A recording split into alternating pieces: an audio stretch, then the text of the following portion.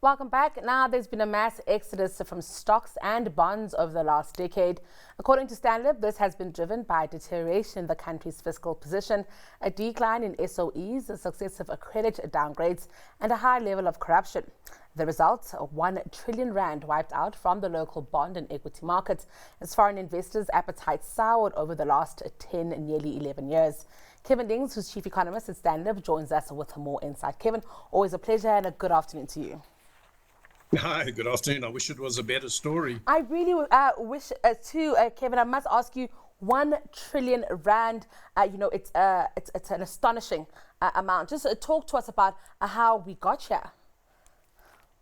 Sure, I think it's a massive amount. Obviously, it's taken place over 10 to 11 years, so it's not as if that money has left within 1 year. But for the last 10 years, every single year, we've had net outflows from our financial markets. And if you go back to, let's say, the 10 years prior to that, we were enjoying net inflows pretty much every single year. And that's referred to as foreign portfolio investment. And that was the main thrust of our foreign investment that we were able to attract. And it was beneficial for financial markets, beneficial for the currency, and obviously just generally beneficial for confidence. But in the last 10 years, things have gone wrong, right? We've had a weaker economy that's hurt, particularly equity performance, and we've seen most of this money leave through in terms of sale of equities by foreigners. We've had credit rating downgrades to below investment grade. Clearly, that has discouraged foreign investors. It's not as if all of the money has left, but as we've had more and more bad news, think about the most recent corruption index survey of South Africa, where we had our worst score ever. There's a series of bad news that has culminated in foreigners systematically disinvesting from the country. They still own a significant portion, right? So it's not as if, as I say, they've taken all of their money out. They still own a portion of our bond market and of our equity market, but it's nothing like it used to be, and clearly that hurts. If you're an investor and if you have your pension invested in our markets, then your performance has been undermined by that disinvestment.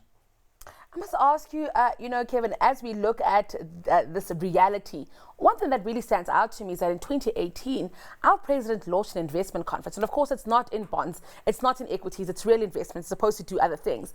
But that tells me that we knew that we had to beef up our investment case. We've known since 2018, that's 6 years. And majority of that time, foreign investors were still dumping our stocks and bonds. That tells me that maybe our story isn't as coherent as we think. Yeah, so I think there are a couple of things. One is we've obviously made lots of promises that we haven't been able to make good on, and if you look at some of the policy papers have been okay. We're just not able to implement effective policies that create better growth opportunities. The second is that foreigners pay attention, right? They understand what's going on in South Africa. They've got a lot of money invested here, and they are investing that money on behalf of their clients, which ultimately are people with savings and looking to retire, etc. So they've got to be mindful of that. And then I think the other thing we miss is that foreigners have choices. They can go to many other countries, many other emerging markets. It's not as if South Africa is the only option. And so as South Africa's economic environment deteriorates or just doesn't materialize the way it's promised, they can go to Brazil, or they can go to a myriad of Asian economies that all offer better opportunities and ultimately better investment choices. And that's what foreigners have been doing. It's not as if foreigners have not been invested, right? And they've said, no, we're not investing in emerging market. That's not true. They've been investing. They've just made choices about where they want to invest, which countries they want to avoid. And unfortunately, South Africa's been one of those ones they want to avoid in the last 10 years. Kevin, I must ask you, these outflows that we've seen, is there a correlation between that and growth? Is it a chicken or an egg? What happens first, the lack of growth and then the outflows, or is it the outflows and then the lack of growth? Yeah, so it's a difficult one to answer definitively. There's no doubt they become self-reinforcing. Both trends reinforce the other, right? I suspect what goes on here is that initially you get a disappointment by foreign investors where they're just not seeing policy materialize, or they're seeing too much deterioration in the fiscal position. Whatever it is, it starts off with some disappointment in economic performance, and as a consequence, they start to become hesitant about investing. And then that just doesn't come right. And obviously, the fact that you are withdrawing money adds pressure onto the economic system. So take, for instance, government finance. Foreigners have taken quite a lot of money out of the bond market. It becomes more difficult for government to issue bonds and to find people willing to buy those bonds, because it has to be predominantly local investors. Now, that puts pressure on government. It raises the cost of government debt. That in turn takes away from government revenue, and it allocates money to the cost of debt. And therefore, we've got less money in government to spend on other things, housing, hospitals. So then that creates an aggravation. And because that is now hurting, foreigners now disinvest even more, because they just seen the deterioration continue. So I think it is self-reinforcing. And the only way to end the cycle is you've got to implement sound economic policy. You've got to be more disciplined in terms of the fiscal metrics. And most importantly, I would argue, we've got to get higher economic growth. 80% of the outflows over the last 10 years have been equity investments. And equity investments are predominantly a growth story. And without economic growth, foreigners are not interested in our equity market.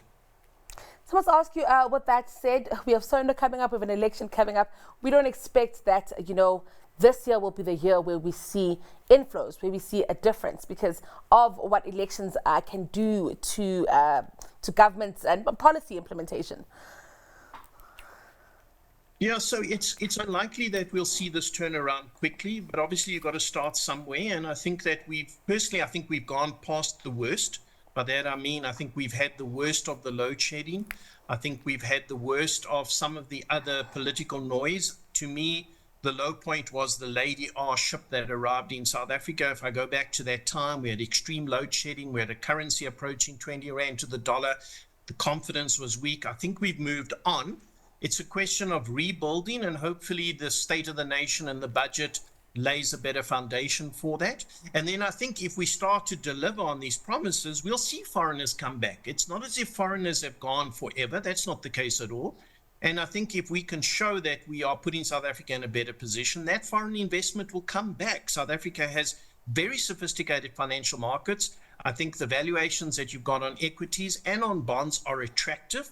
So I don't think it would take a huge amount, but seeing is believing. Foreigners are not simply going to reinvest without any effective progress. So we've got to make progress, and then when we've got that progress, we can expect to see some increase in foreign investment inflows. Well, Kevin, always a pleasure hearing from you. Keen to keep chatting. Thank you for your time today. It's been a pleasure. That was Kevin Lings, Chief Economist at Stanlib.